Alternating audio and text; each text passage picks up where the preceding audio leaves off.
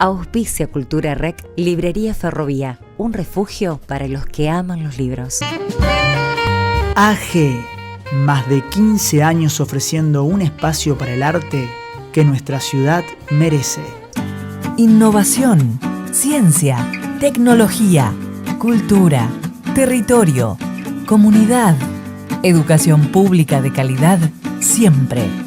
Universidad Nacional del Litoral. En el marco de los 450 años de la ciudad de Santa Fe, que se van a cumplir en unos meses, en noviembre más específicamente, desde Cultura Rec le dimos un lugar a los maestros del arte plástico de la ciudad de Santa Fe, que con sus obras y con sus estéticas fueron configurando una identidad plástica de la ciudad.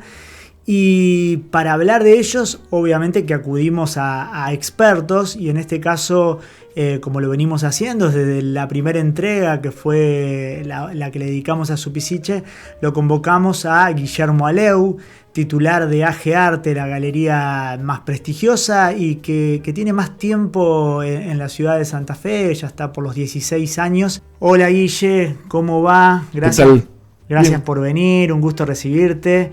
Y bueno, así como abrimos el juego con Supisiche, uno de los grandes maestros del arte santafesino, hoy le toca a César Armando Godoy, otro maestro. A mí me conmueve muchísimo su obra y tuve la suerte de conocerla desde cerca en tu galería. Bueno, es un gusto que suceda eso. No fuiste el primero, no fuiste el único.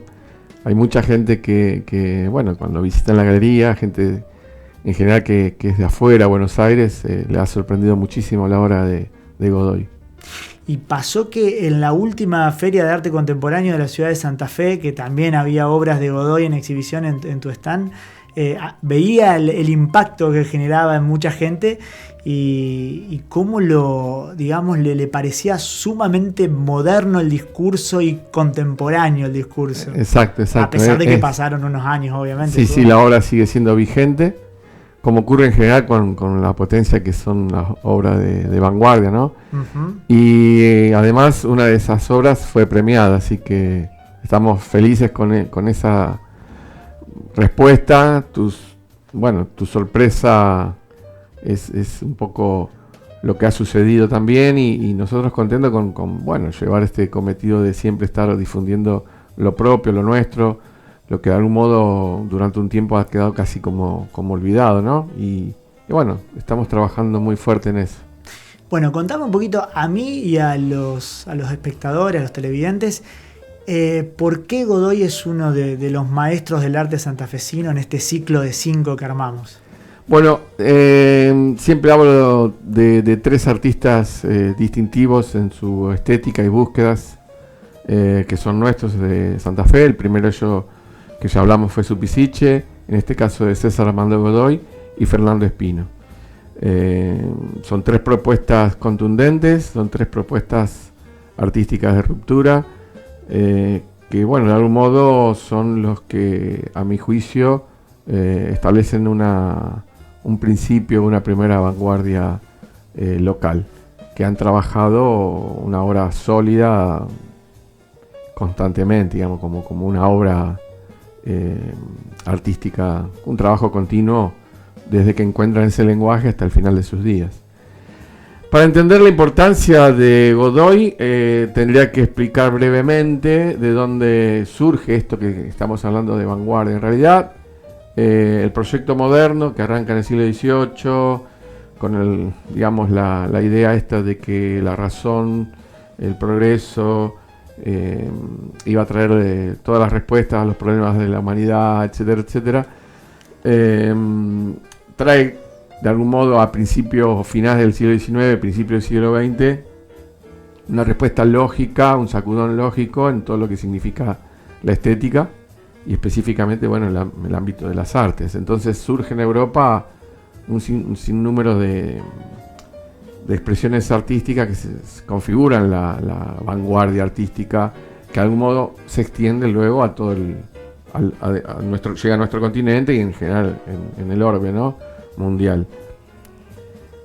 Para simplificarlo, diría que una lectura sería la más didáctica sería como que hay una primera cambio del paradigma icónico académico y clásico, una ruptura con eso. En principio tiene que ver con una forma nueva de expresarse, pero siempre son los temas que la academia había puesto, ¿no? El paisaje, la figura humana, etc. Y la segunda de estas modificaciones son ya sustituir el modelo.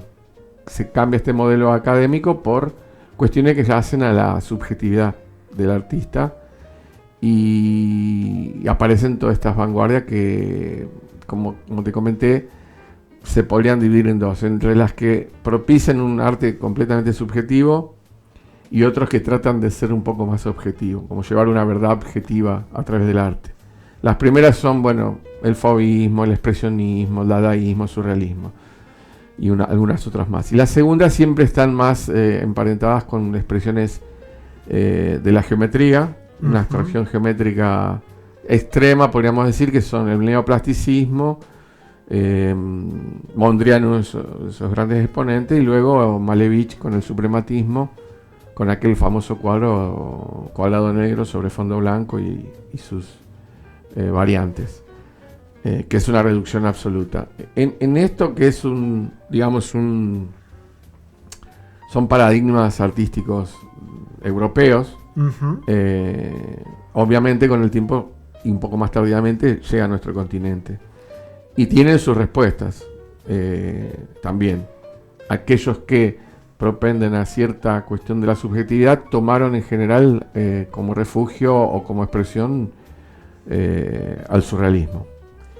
Pero la primera vanguardia importante se establece más en las cuestiones del arte objetivista o geométrico. Se arman los grupos, el movimiento Madí, el perceptismo que lo crea Loza, y el arte concreto. Esas son expresiones nacionales, la primera vanguardia nacional. Las expresiones de carácter geométrico siguen hasta nuestros días, con sus variantes, pero sigue fuertemente representando búsquedas en esa corriente. Llegando al ámbito local, y por eso hago toda esta introducción, Godoy es el primer artista, a mi juicio, que introduce la modernidad, porque hace un lenguaje absolutamente de ruptura. No es figurativo, no toca los temas de la academia, no se ha visto nunca, y configura un lenguaje que diríamos es un alfabeto personal propio, único. Bueno, esa obra es del año 1956, vamos a poner en contexto y en fecha. Ajá. Y esa obra fue concebida por Godoy a sus 23 años. Él se recibe prácticamente a los 24 años.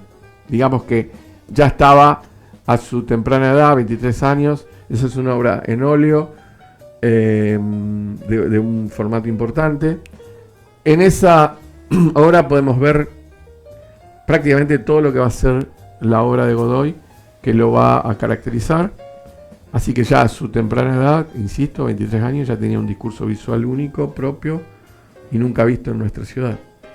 De manera que, aún a riesgo de alguna crítica, en la corriente, aún cuando él se autodefine como como surrealista, y obviamente por eso hablo de lo subjetivo, es un universo propio, absolutamente subjetivo. Insisto, todo hace a entender que esto es una creación única. Claro, sí, que tiene y reitero, como dije antes, nunca había sido visto. Muy original. Hoy para nosotros es normal, o está visto 70 años después. Claro. Quizás lo que a vos te sorprendió, o a la gente que no lo ve por primera vez, en nuestro contexto actual, y tenemos una pluralidad de imágenes y expresiones infinitas, increíbles, ¿no? Pero esto, reitero, en contexto, para la ciudad de Santa Fe, fue de un riesgo y una audacia, digamos, inaudita, única, insisto. Esa es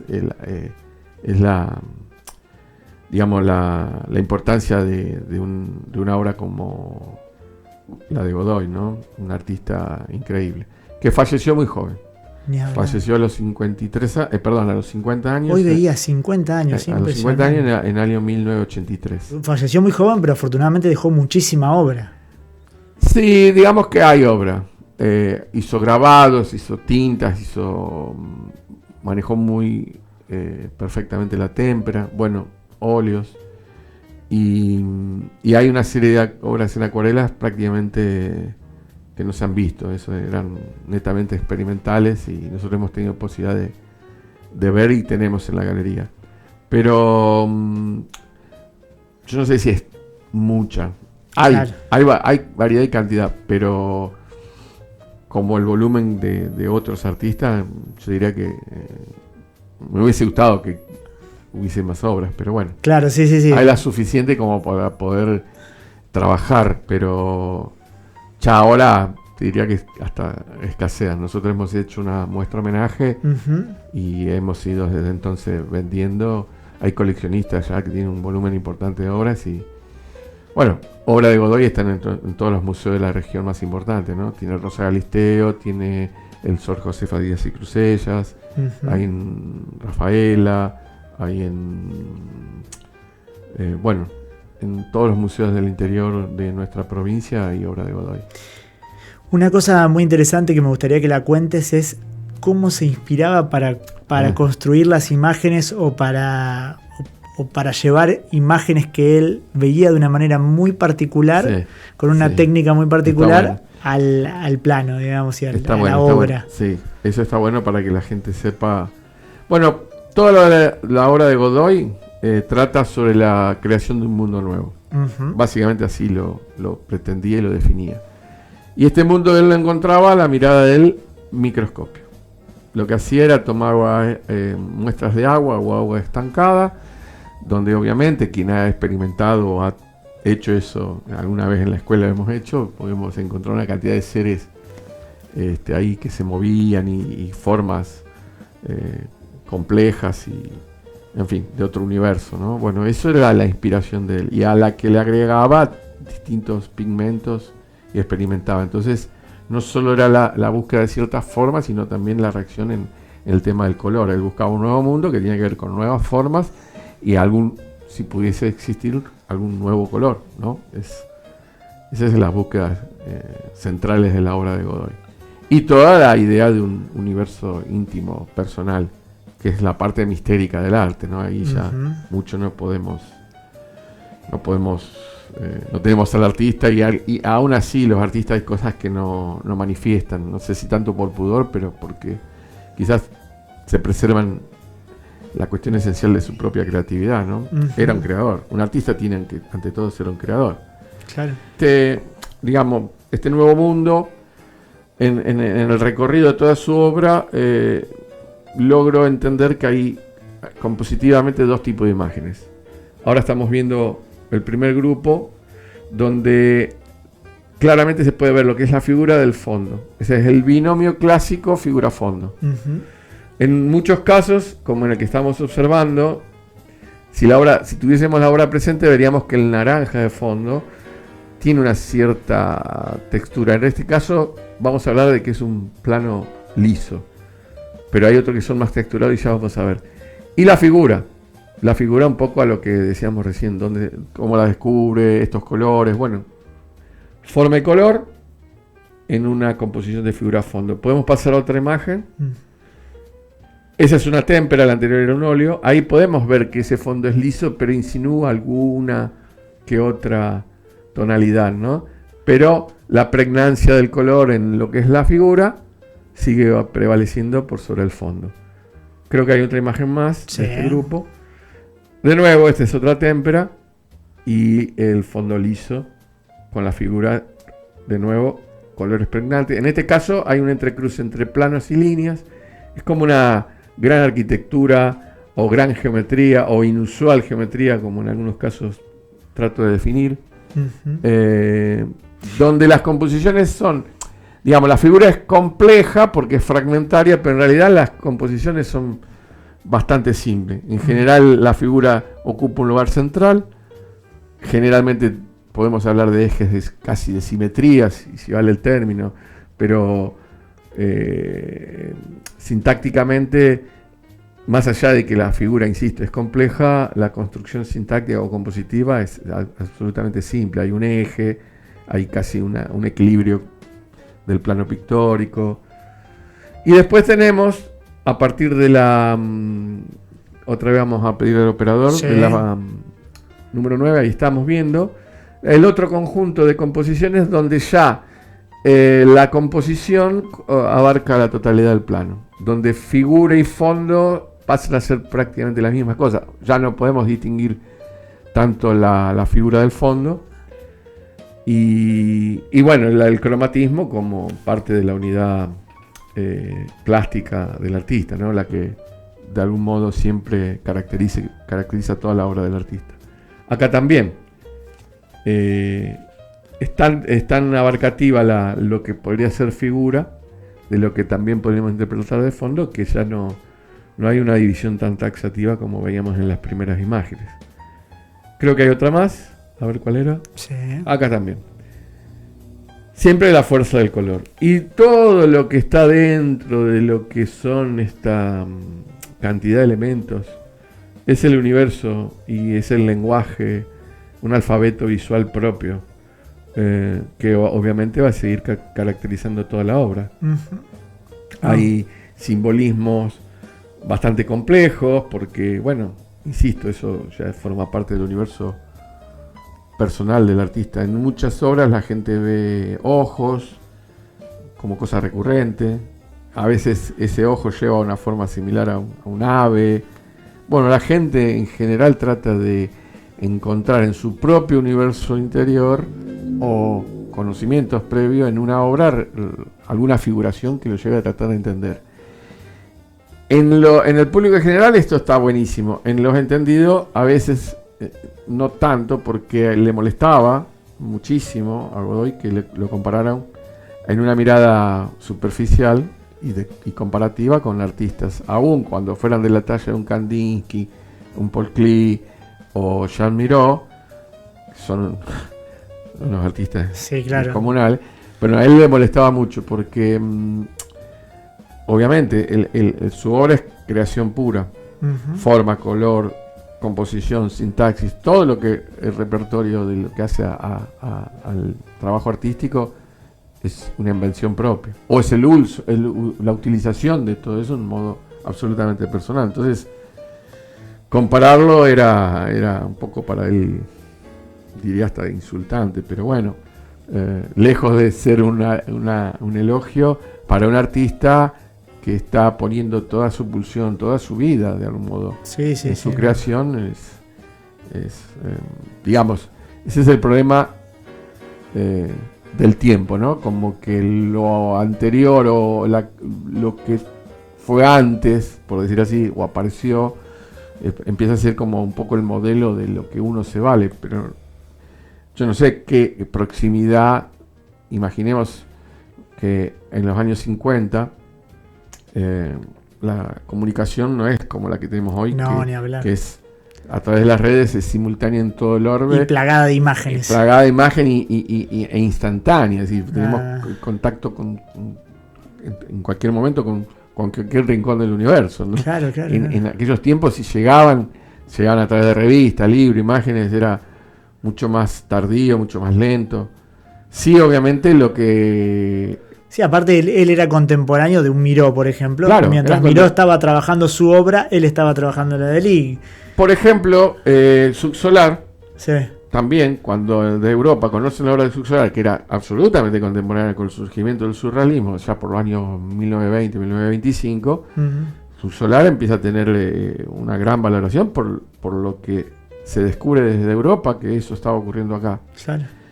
Entonces, nada, es eso, es tratar, por eso hago esta tarea, ¿no? Es tratar de reivindicar o que nuestro público entienda y lo hago también como docente, que nosotros tenemos nuestra vanguardia, que tenemos que tratar todavía, tenemos que tomarla con seriedad para estudiarla, investigarla y para ver qué hay de todo esto en nuestro ADN cultural, de hecho artístico, porque así lo hizo la arquitectura en términos generales con las vanguardias estéticas del principio del siglo pasado. Entonces digo, si nosotros estudiáramos a todos estos artistas con la seriedad que corresponde, y quizás tendríamos un paradigma que lleve no digo a arquitecturas, a unas cuestiones espaciales, pero sí culturalmente corresponde, y obviamente ninguno de estos artistas de que estamos hablando tiene que envidiar en nada a los artistas europeos, en absoluto. Ni hablar, es alucinante la obra de Godoy. Te agradecemos todos estos conceptos que nos permiten también poder disfrutarla un poco más y volver a mirarla y enriquecer esa mirada. Mira, si me permitís, sí, claro. Perdón, es precisamente eso que dijiste. ¿Qué es en definitiva la obra de Godoy? Como resumen. Sí. Es otra forma de ver. Nos dio la posibilidad de mirar de otro modo. Él lo creó. Nosotros afuera lo único que podemos entender, o debiéramos entender, en definitiva, es que es otra mirada. Nos da la posibilidad de ver de otro modo. Eso significa de algún modo una ruptura con la tradición, una búsqueda, algo que nosotros simplificamos en un término como vanguardia. No es simplemente el hecho de decir, bueno, dejo lo anterior, no sirve. No. Es el nacimiento de un nuevo mundo, pero en realidad para el público es el nacimiento, un acto inaugural para una nueva mirada sobre el arte. Es aprender a ver el arte desde otro lugar, o de otra manera.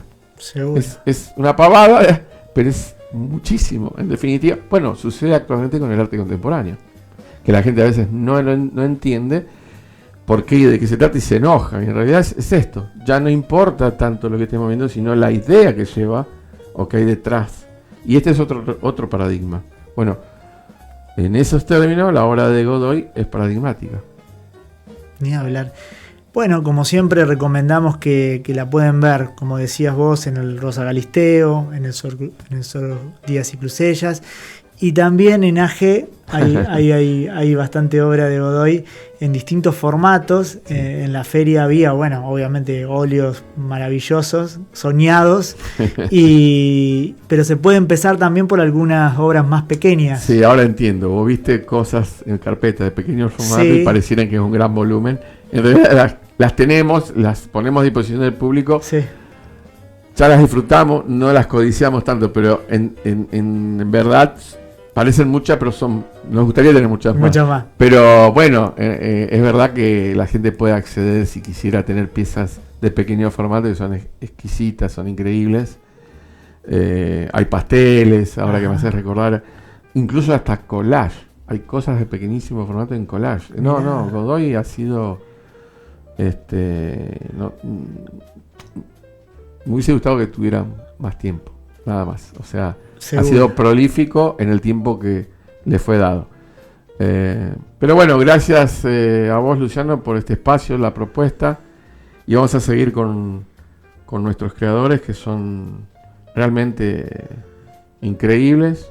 Yo quiero, insisto, vos sabés bien que hace un tiempo a la fecha, en la medida que yo también he ido creciendo y profundizando y aprendiendo, me encanta o quiero y deseo que la gente sepa mucho más de nuestros artistas que lo merecen. Y está bueno esto en el marco de los 450 años de celebrar este cumpleaños tan importante para una ciudad que tiene todo este tiempo de construcción en distintos espacios donde nos fuimos acomodando, a donde nos fue llevando el río. Pero bueno, estos artistas plásticos que configuraron y construyeron una estética y una imagen que nos enorgullece en el mundo. Exacto. Y Godoy es uno de esos maestros que nos infla el pecho. Sí, que todavía tenemos mucho por descubrir y disfrutar de su obra. Sí, ese es el plan. Aportar, arriesgar algunos conceptos. No es fácil. Siempre uno busca en los libros, ¿no? Sí. Para aprender y leer. Bueno, se me ha dado esta posibilidad de bueno, de aportar conocimientos, un poco el estudio, cierta pasión y fanatismo. Dedico todo el tiempo a esto. Entonces, bueno, después de 15 años ya creo que está bueno poder decir algunas cosas y Claro construir para los que vienen. Alguna vez algo de todo esto alguien lo utilizará. Entonces, bueno, eso me tiene también bastante motivado, con muchísimo respeto.